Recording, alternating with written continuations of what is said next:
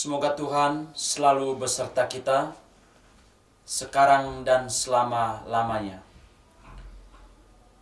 Inilah Injil suci Tuhan kita Yesus Kristus menurut Lukas.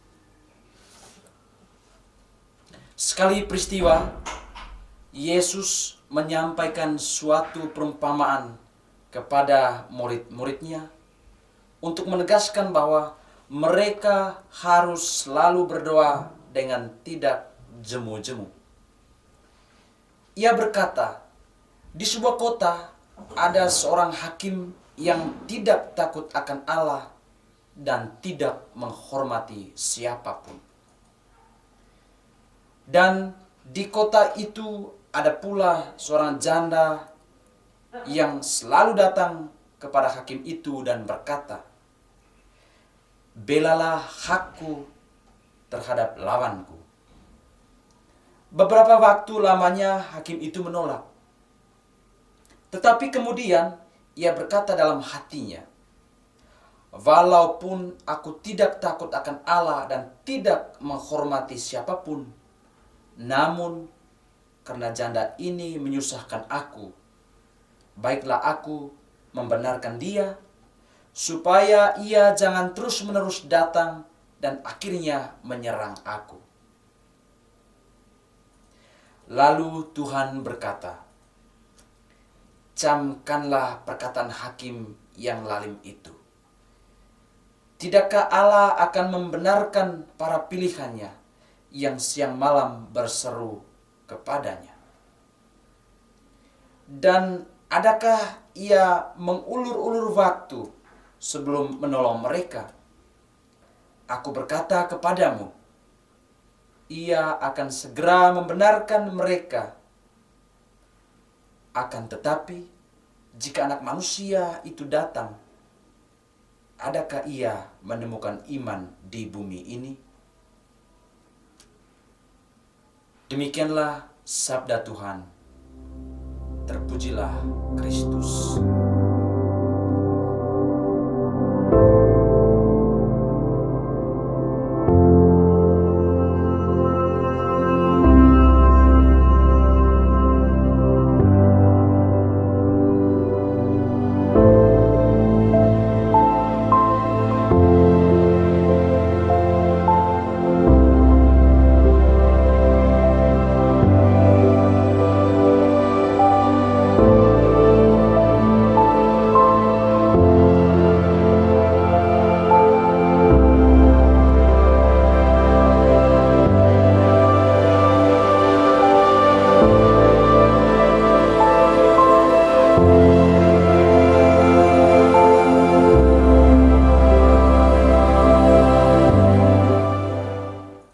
Selamat pagi dan selamat berhari Minggu untuk kita semua.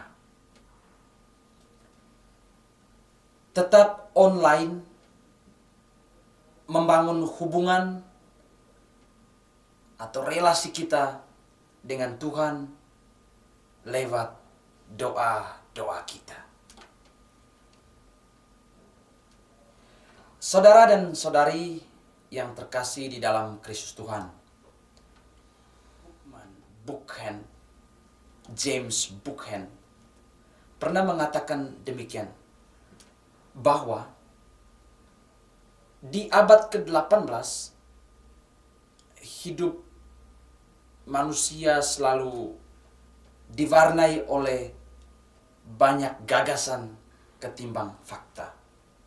Sedangkan di abad ke-21 hidup manusia cenderung untuk lebih banyak fakta ketimbang gagasan. Nah, ungkapan James ini saya pinjam dengan tujuan untuk melihat secara lebih dalam sejauh mana kita membangun hubungan dengan Tuhan atau online dengan Tuhan seperti yang saya sebut di awal tadi, melalui doa-doa kita saat ini. Nah, ide-ide dan gagasan-gagasan besar tentang doa sudah banyak kita pelajari. Baik itu dari orang-orang kudus, teori-teori, atau melalui pendiri ordo dan tarekat. Ini semua sudah pernah kita pelajari. Namun, apakah gagasan-gagasan, teori-teori, dan pengetahuan tentang doa yang kita pelajari itu sungguh-sungguh dipraktikkan atau tidak dalam suatu kenyataan atau fakta hidup kita? Misalkan, saya sebut di sini ya, dalam doa bersama, atau dalam doa komunitas, dalam doa dalam keluarga, apakah itu sudah benar-benar, sudah sungguh-sungguh kita praktekkan, atau belum, atau tidak sama sekali? Selain itu, kita juga perlu melihat fakta, perlu melihat fakta atau kenyataan ketika kita berdoa.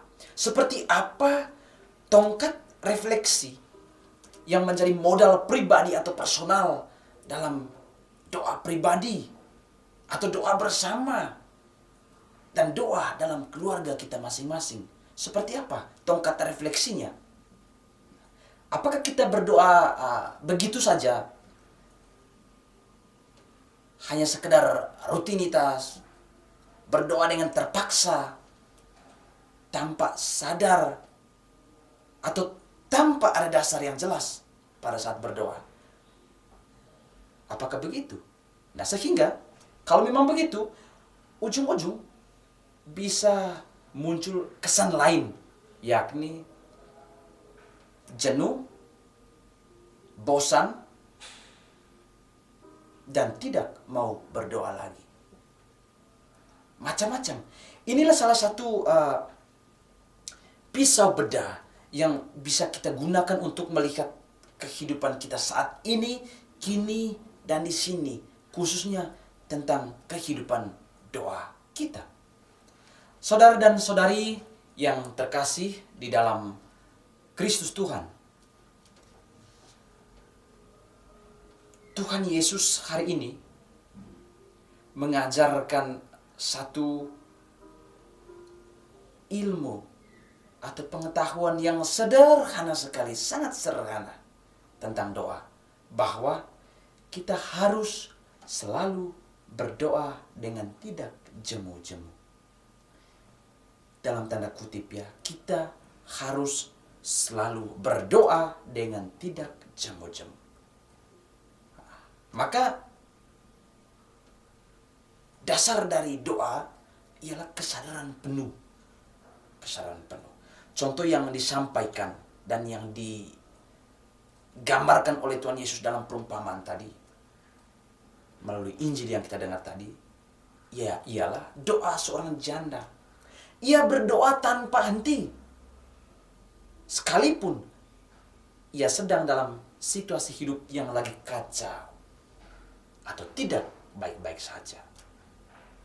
Nah, belajar dari perumpamaan seorang janda yang berdoa selalu, sekalipun sedang dalam masalah,